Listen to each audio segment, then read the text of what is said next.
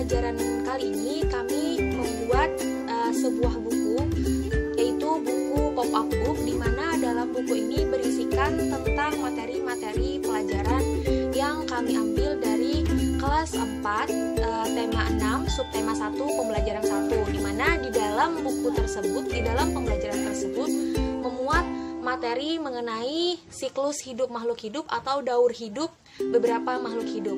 Baik, langsung saja saya akan menjelaskan mengenai materi yang ada di dalam media kami. Untuk yang pertama, kami tidak lupa menyertakan kompetensi dasar yang ada di dalam buku guru yang kami sesuaikan dengan kelas 4, tema 6, subtema 1, pembelajaran 1 tadi, di mana kompetensi dasarnya itu yang memuat mata pelajaran IPA ada 2, yaitu di 3.2 tentang membandingkan siklus hidup beberapa makhluk hidup serta mengaitkan dengan upaya pelestariannya. Kemudian yang kedua tentang 4.2 membuat skema siklus hidup beberapa jenis makhluk hidup yang ada di lingkungan sekitarnya dan slogan upaya pelestariannya. Lalu, untuk materi pembahasan yang kami muat di dalam buku tersebut itu mengenai daur hidup makhluk hidup. Ada beberapa jenis siklus hidup makhluk hidup, diantaranya ada siklus hidup tentang kupu-kupu, kemudian siklus hidup tentang ikan, dan siklus hidup tentang sapi.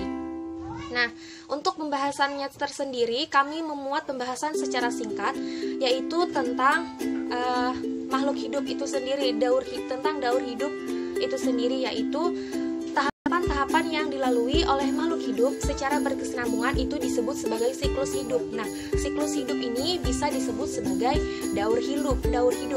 Daur hidup itu berawal dari hewan yang ada sejak lahir dan berakhir pada saat hewan itu sudah mati. Nah, berdasarkan proses perubahan bentuk tubuhnya, daur hidup itu terbagi menjadi 2, yaitu daur hidup dengan metamorfosis dan daur hidup tanpa metamorfosis. Untuk daur hidup dengan metamorfosis itu hewannya terlahir berbeda dengan induknya. Contohnya seperti kupu-kupu, di mana hewan yang terlahir itu berbentuk ulat, kemudian induknya itu berbentuk kupu-kupu. Nah, itulah daur hidup yang menggunakan metamorfosis. Kemudian hewan yang tidak mengalami metamorfosis itu adalah misalnya seperti sapi, ayam, kucing, dan sebagainya, di mana hewan tersebut terlahir menyerupai dengan induknya, hanya saja perbedaan ukuran tubuh yang sedikit cenderung lebih kecil. Lalu metamorfosis itu terbagi lagi menjadi 2, yaitu ada metamorfosis sempurna dan ada metamorfosis yang tidak sempurna. Untuk metamorfosis yang sempurna itu biasanya terjadi pada kupu-kupu, di mana dalam proses metamorfosis atau proses daur hidupnya itu mengalami tahap telur, kemudian menjadi larva, kemudian menjadi pupa, kemudian menjadi imago, di mana pupa ini merupakan tahap kepompong yang biasanya terjadi hanya pada kupu-kupu, kemudian berlanjut ke tahap imago, yaitu induk kupu-kupu yang sudah dewasa. Nah, kemudian metamorfosis yang tidak sempurna itu biasanya terjadi pada serangga, di mana dalam prosesnya metamorfosis tidak sempurna ini tidak mengalami yang namanya proses pupa atau kepompong tadi. Jadi hanya mengalami proses telur, kemudian nimpa. Kenapa jadi dikatakan nimpa bukan larva?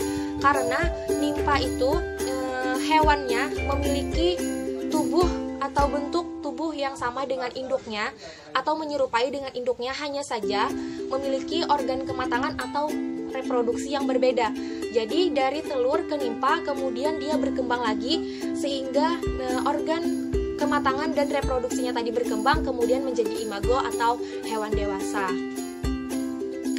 Lalu ada upaya pelestarian hewan. Di sini upaya pelestarian hewan itu ada 2, yaitu yang pertama ada in situ dan yang kedua ada ex situ. Nah, untuk in situ ini biasanya daur hidup hewan terjadi di tempat aslinya atau di tempat di habitat hewan itu sendiri.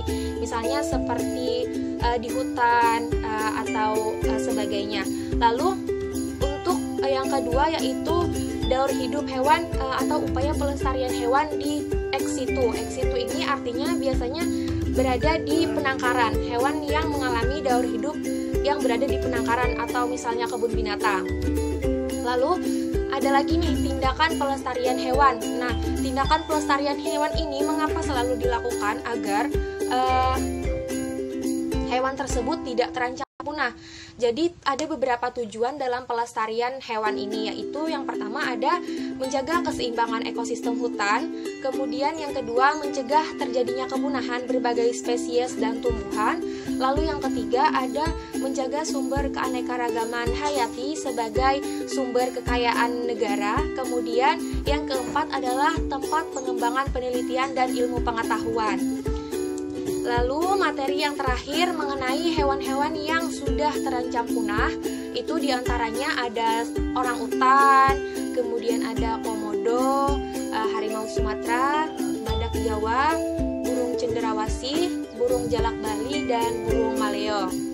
Lalu untuk yang selanjutnya kami menjelaskan mengenai fungsi media yang kami buat ini, di mana dalam penjelasan kali ini akan dijelaskan oleh teman saya, Rizkan Akmal.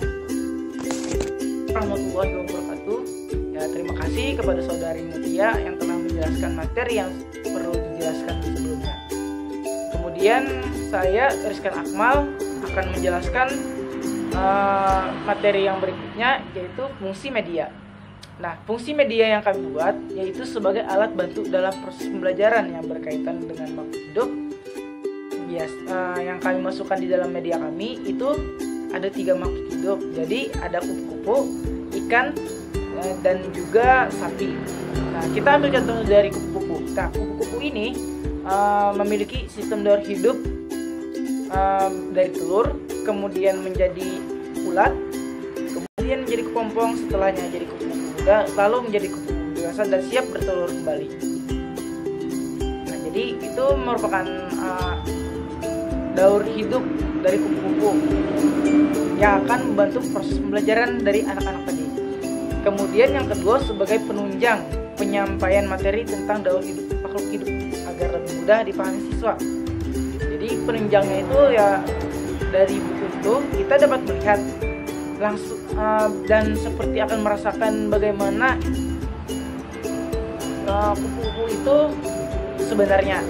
Jadi di sana kupu-kupu itu dari kupu-kupu kemudian dia bertelur tadi sampai akhirnya dia jadi kupu-kupu dewasa kembali. Nah, di situ sudah ada circle-nya atau bisa dibilang daur hidupnya dari awal sampai dia kembali jadi kupu-kupu dewasa lagi. Kemudian yang ketiga sebagai sarana informasi tambahan bagi siswa. Nah, kemungkinan dari siswa ada yang tidak tahu bagaimana daur hidup kupu tersebut. Jadi dengan adanya informasi ini tadi, mereka akan membuka wawasan mereka lagi. Jadi lebih tahu tentang seekor kupu-kupu. Kemudian sebagai salah satu sarana pendidikan bagi siswa. Nah, di sini kita dapat mendidik siswa agar lebih memahami dan lebih mengetahui lagi tentang bagaimana sistem daur hidup hewan-hewan. Nah, kemudian sebagai benda atau alat untuk mengatasi keterbatasan ruangan, waktu, dan daya indera siswa. Nah, jadi kan dengan adanya media kami ini, siswa tidak perlu lagi harus mencari kupu-kupu keluar sana atau mencari seekor sapi. Sedangkan di tempat mereka tidak ada sapi untuk diteliti bagaimana cara dia melakukan daur hidupnya. Kemudian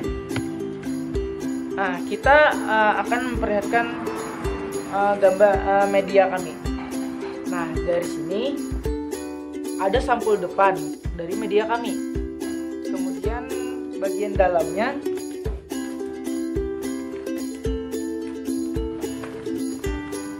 di bagian dalam ada pembahasan tentang kupu-kupu tadi. Nah, jadi di sini,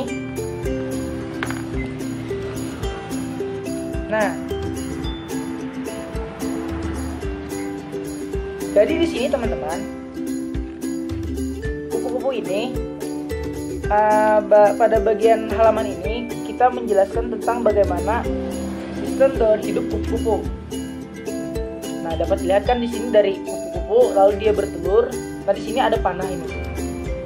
Kemudian dia bertelur, kemudian dia telur tadi menjadi seekor ulat, kemudian dia menjadi kepompong setelah menjadi kepompong itu menetas dan akhirnya jadi kupu-kupu, hingga akhirnya dia menjadi kupu-kupu dewasa.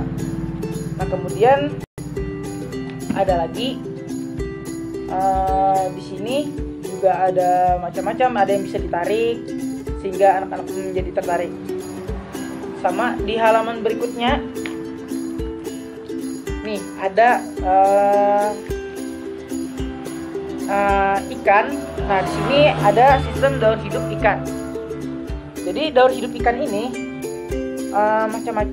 dari ikan kemudian kita putar lagi. Nah, di sini ikan tersebut bertelur. Nah, jadi di sini kita dapat secara tidak langsung memberitahu pada anak-anak bahwa ikan ini mengalami proses yang namanya fertilisasi atau bertelur.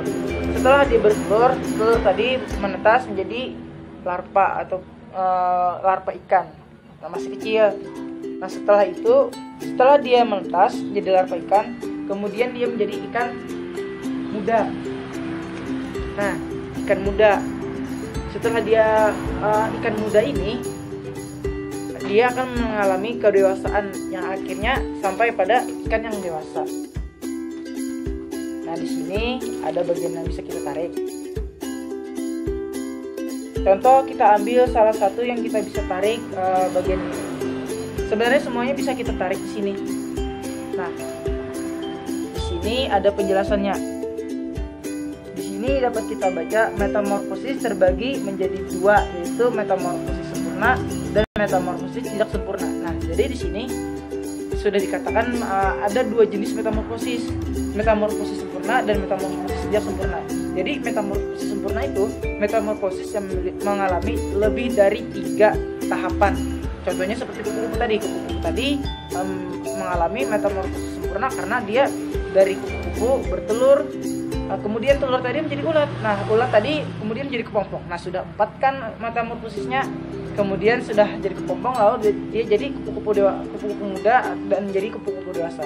Itu sudah 4. Sedangkan ikan ini bisa dibilang hanya mengalami 3 metamorfosis atau metamorfosis yang sempurna karena ikan setelah dia bertelur, dia telur tersebut berubah menjadi ikan muda. Nah, langsung mengalami ikan muda langsung.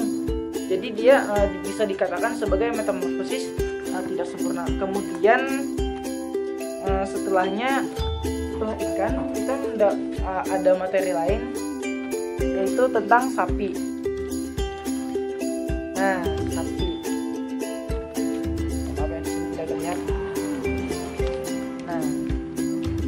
Saat dibuka kan jadinya sapinya timbul. Nah, di sini sapi ini di sini sapi muda. Pada awalnya kan dia sapi dewasa. Nah, sapi dewasa ini beranak. Saat dia beranak, dia melahirkan anak sapi. Tidak mungkin kan sapi melahirkan anak kambing. Kemudian setelah anak sapi ini sekian lama, sekian tahun, dia akan semakin dewasa menjadi sapi muda. Nah, ini sapi mudanya. Kemudian setelah menjadi sapi muda tersebut juga akan semakin lama, semakin tahun, semakin besar dan akhirnya dia akan menjadi sapi dewasa. Nah, ini termasuk salah satu metamorfosis tidak sempurna karena dia hanya mengalami daur hidupnya hanya di bawah dari 3 perubahan daur hidup, yaitu dari sapi dewasa yang melahirkan. Nah, jadi anak tadi melahirkan anak sapi tadi menjadi sapi muda, kemudian jadi sapi dewasa. Hanya 3. Dan bentuknya tidak berubah secara signifikan. Nah, kemudian kita memasuki bagaimana alat dan bahan untuk membuat media ini. Jadi alat yang kami gunakan itu gunting, cutter, dan penggaris. seperti biasa, gunting untuk memotong, cutter juga untuk memotong penggaris, untuk mengukur agar buku ini terlihat presisi.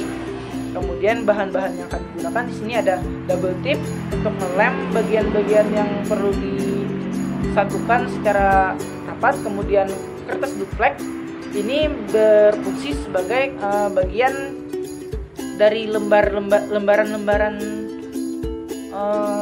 dari buku. Kemudian ada karton Jakarta sebagai cover depan. Kemudian kertas karton, itu adalah kertas karton ini berfungsi sebagai media timbul atau seperti yang kupu-kupu tadi timbulnya. Sama saja dengan kertas. Kemudian kertas warna-warni itu adalah salah satu hal yang bisa membuat media tadi berwarna-warna agar lebih menarik. Kemudian lem untuk merekat pensil dan lakban. Nah, setelahnya ada proses pembuatan media. Nah, proses pembuatan media ini berawal dari sampul. Nah, kita membuatnya dari sampul terlebih dahulu agar lebih mudah mengukur dari bagian halamannya. Yang pertama kita memotong bagian sampulnya, memotong kertas.